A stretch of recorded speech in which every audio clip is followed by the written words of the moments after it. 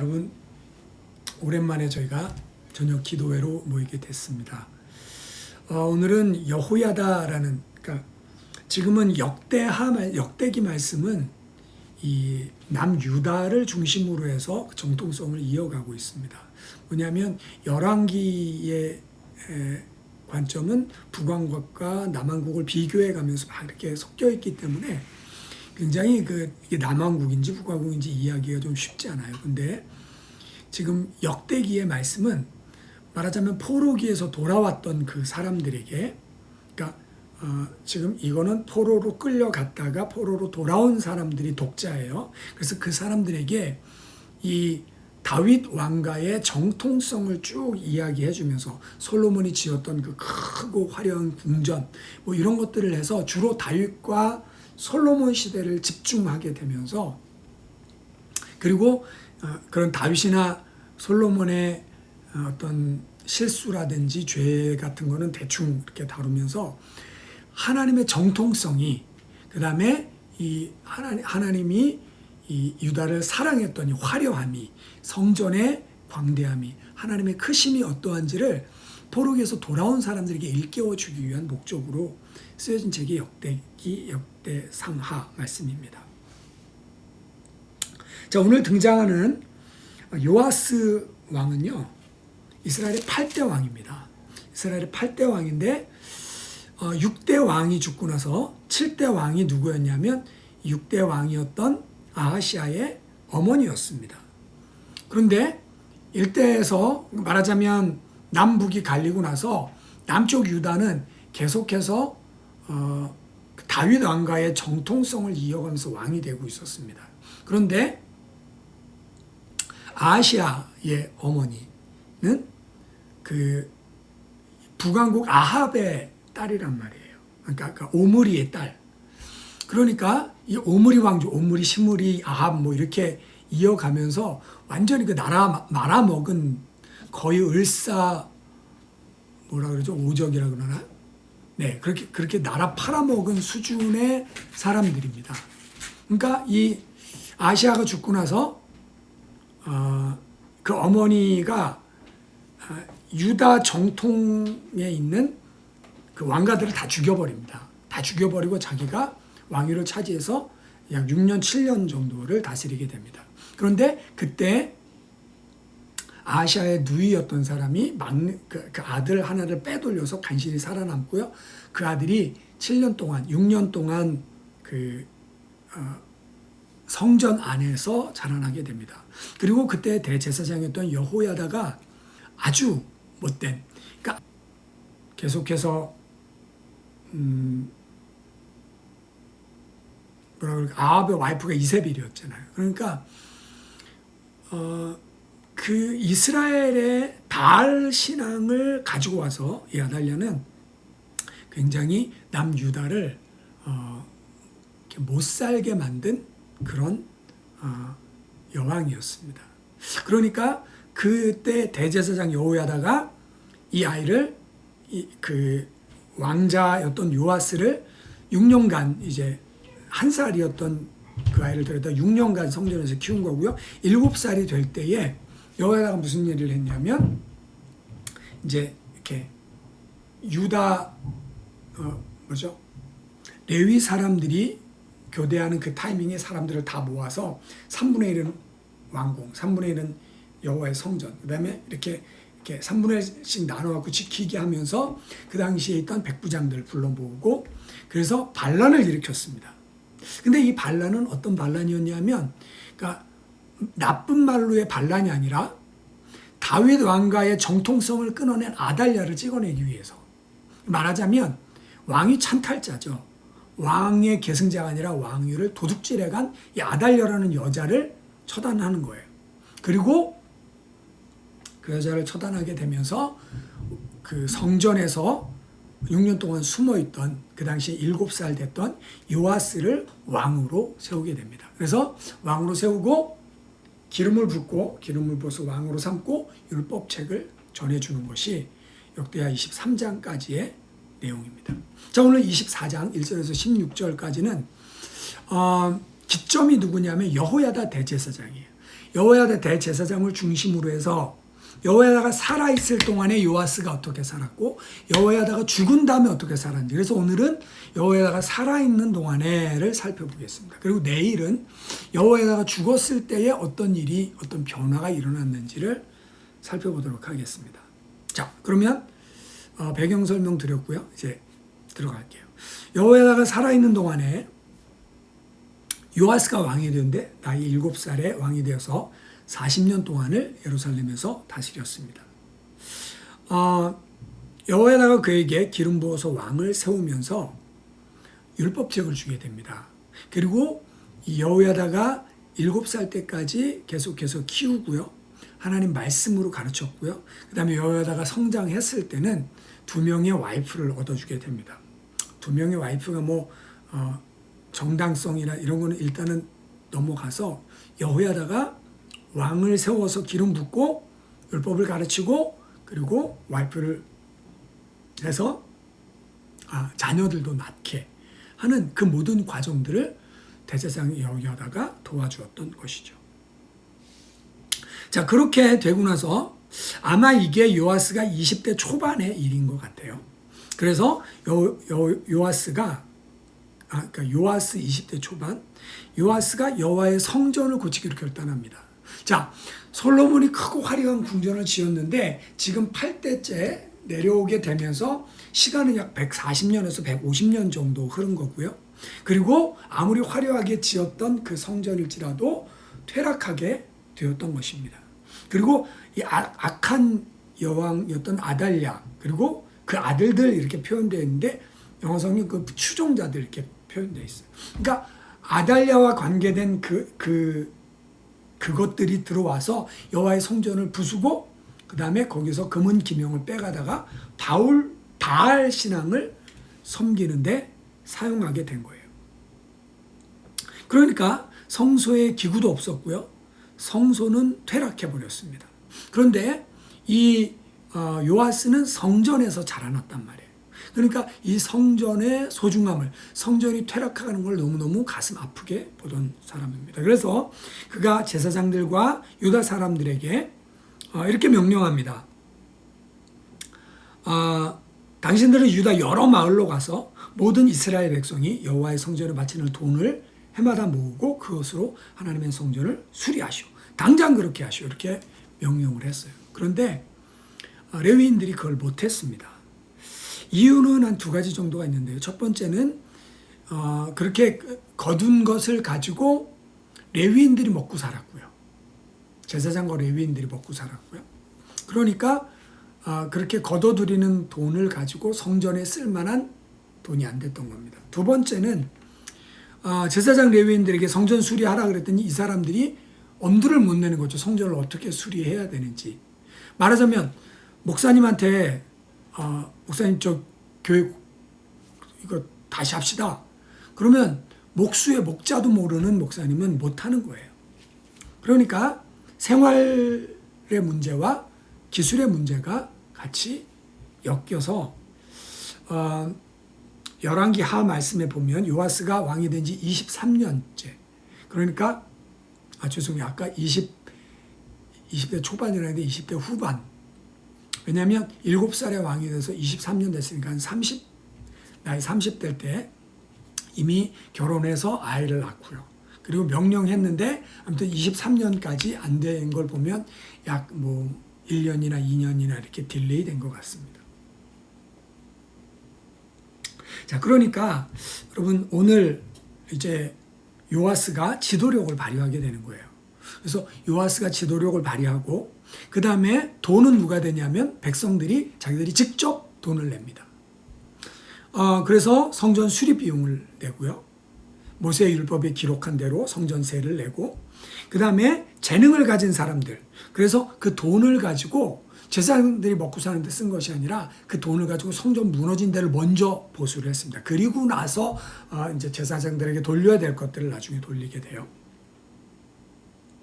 자, 그렇게 해서 요아스의 지도력, 그 다음에 백성들의 재물, 그 다음에 공사를 맡은 사람들의 재능을 통해서 하나님의 성전이 다시 세워지게 됩니다.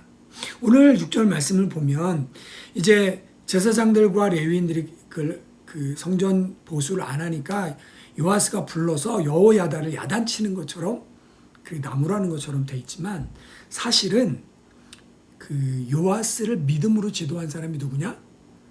이 여호야다라는 대제사장이었어요. 그러니까 왕위 즉위식을 하면서 율법책을 갖다 줬단 말이죠. 그러니까 왕이 되는 사람은 모세가 뭐라고 기록했냐면 왕이 되는 사람은 이 율법의 책을 필사해서 그것을 날마다 읽고 하나님의 기준이 뭔지 배우십시오 라고 했단 말이에요. 그러니까 대제사장 여호야다는 율법책을 주면서 그 율법책으로 요아스를 가르쳤습니다. 그러니까 요아스가 자라나면서 하나님의 말씀과 기준을 알게 됐던 거예요. 그래서 그가 그 지도를 받아서 그 여호야다의 지도를 받아서 선한 일을 했는데 그게 성전 보수가 되었던 것입니다. 자, 관리들과 백성들은 헌금을 했는데요. 요아스 왕이 헌금 상자를 만들었습니다. 그리고 성전 문 밖에 놔뒀더니 모든 관리들과 백성이 기쁜 마음으로 돈을 바쳤다 그랬어요. 그리고 돈이 가득 차면 그거 갖다 공사시키고 또 갖다 놓으면 또 가득 차면 또 갖다 공사시키고 그렇게 해서 넘치는 예산으로 하나님의 성전을 다루었어요. 여러분 다니엘 기도회 21차에 미국에 계신 목사님 간증 한번 하셨죠? 그 교회도 내내 작은 교회였습니다. 그리고 이렇게 부흥하다가 갑자기 줄어드니까 담임자가 한국의 교수님으로 가면서 두 번째 담임자가 맡았는데 이분도 400명이 모이는 교회로 가기로 다 돼 있었어요. 근데 하나님이 그들을 바라보시면서 가긴 어딜 가냐 그래서 안 가면 되잖아요. 그러면서 다시 목회를 시작했습니다. 그러면서 그들이 꿈을 꾸기 시작하는데 새 성전을 위해 기도하기 시작한 거예요. 그러니까 고음을 장수하는 분이 깡통 찌그려가지고 가져와가지고 그래서 이제 그때부터 사람들이 깡통 찌그려가지고 갖고 이번 주에 깡통 판 돈 얼마, 깡통 판 돈 얼마. 그래서 그 교회가 처음으로 창고형 성전을 사고 그 다음에 성전을 건축하고 그 다음에 큰 성전으로 옮겨와서 2,000명 정도 되는 그런 대교회를 하게 되었습니다. 여러분 우리도 꿈을 꾸었으면 좋겠습니다. 하나님의 성전 우리는 지금 개교회 성전이 있는 사람들은 그래도 뭐 10명이라도 또 50명이라도 모일 수 있는데 우리는 맨날 눈치 봐야 되고 된다 안 된다 뭐 음식 먹는다 안 된다. 네, 우리에게도 독립된 공간이 필요할 것 같아요. 그러니까 우리가 언제까지나 렌트 교회가 되는 게 아니라 하나님 앞에 기도하는 우리가 되길 소망합니다. 자, 그렇게 해서 성전이 보수되고 나니까요. 거기에 돈이 남아요. 그러니까 남은 돈으로 뭘 했냐면 성전의 기구들을 그러니까 이 바알 섬기려고 가져간 것들을 다 이제 해서 채워놓고 그 다음에 여호야다가 살아있는 동안에 뭘 했냐면 매일 하나님께 번제를 드렸습니다. 상번제에서 아침 저녁으로 원래 이게 번제를 드리게 돼 있었거든요. 그런데 이 여호야다가 살아있는 동안에는 그 하나님께 날마다 번제를 드렸단 말이죠. 자, 여러분 그렇게 하면서 여호야다가 살아있는 동안에는요 왕이 말씀으로 가르침을 받았습니다. 그 다음에 백성들이 왕과 조약을 맺어서 하나님의 백성 되기로 했습니다. 제사장과 레위인을 바르게 세웠습니다. 제사를 바로 세웠습니다. 나라의 질서를 말씀 위에 세웠던 거예요. 그러니까 대제사장 여호야다가 있는 그 시간 동안에 하나님은 요아스를 다스렸고 요아스가 그 지도를 받는 동안에 옳은 길로 해서 하나님 보시기에 선한 일을 행했던 것입니다.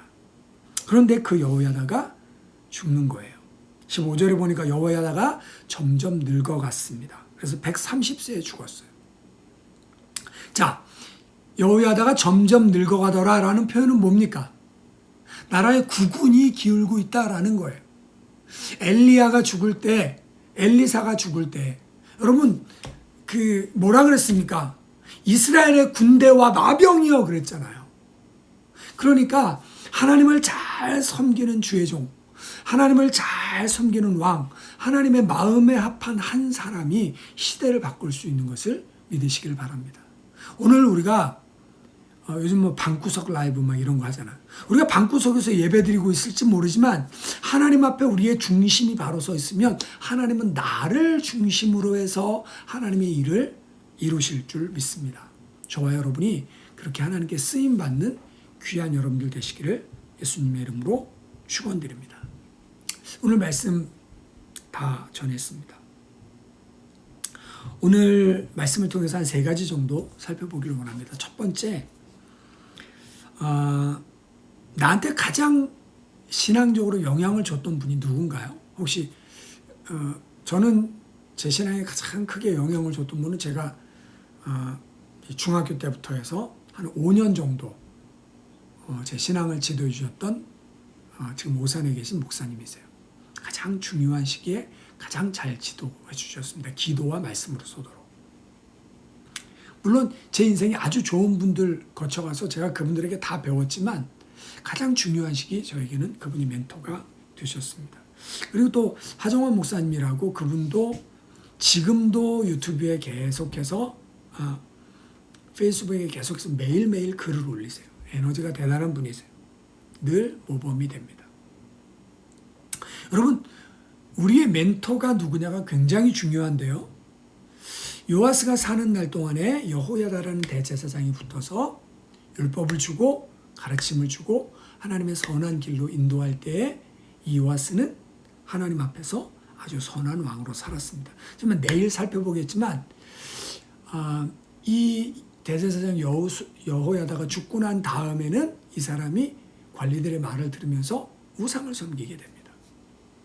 그래서 두 번째 오늘 교훈은 여러분, 우리들이 독립적인 신앙생활을 할 수 있어야 합니다. 무슨 얘기냐면요.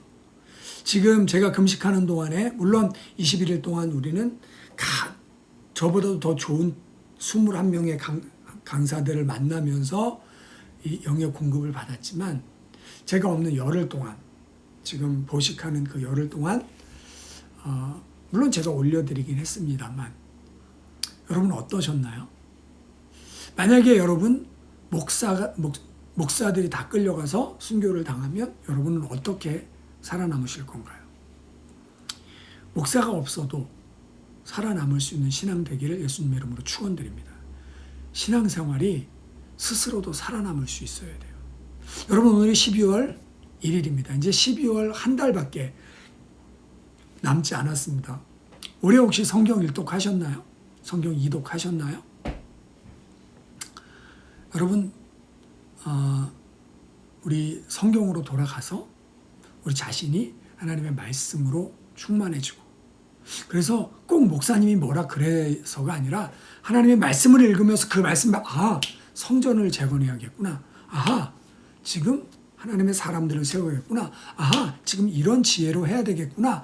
라고 그 신앙의 독립성이 스스로 어떤 환란이어도 어떤 풍파와도 견뎌낼 수 있는 믿음의 사람들이 되어야 될 줄 믿습니다.